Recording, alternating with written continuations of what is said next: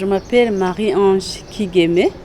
Je suis spécialiste senior pour les procédures d'évaluation environnementale, sociale et climatique au bureau d'IFIDA à Afrique de l'Est et Afrique australe, qui est basé à Nairobi, au Kenya.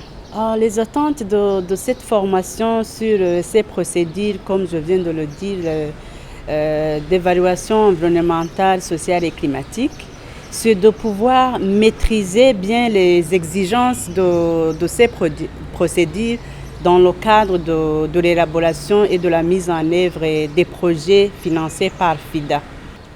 Au fait, cette formation, c'est une formation des experts. Donc, c'est une formation des formateurs qui vont être déployés dans les différents pays pour pouvoir former les unités de gestion des projets FIDA. Et comme c'est juste une formation des experts qui sont déjà informés, et je dirais aussi outillés dans cette thématique, je pourrais dire que le temps est parti pour cette formation est suffisant. Mais par contre, lors de la formation des unités de gestion au niveau des différents pays, ce n'est pas nécessairement le même cas parce qu'on pourra par contre se trouver en face des personnes qui ne sont pas très bien avisées par rapport à ces différentes thématiques.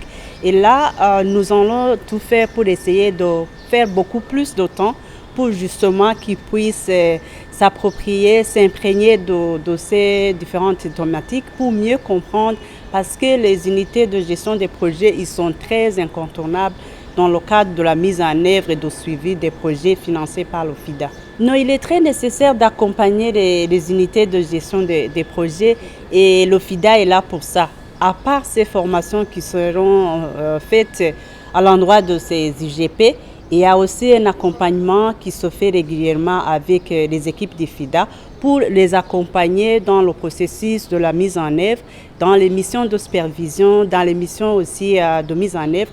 Nous sommes toujours là pour les accompagner et les conseiller en cas de besoin pour pouvoir anticiper sur certains problèmes qui peuvent se poser dans la mise en œuvre.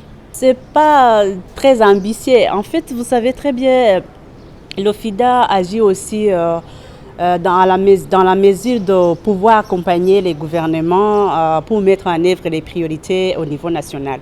Et nous sommes aussi dans la perspective de l'agenda 2030 pour les objectifs du développement durable.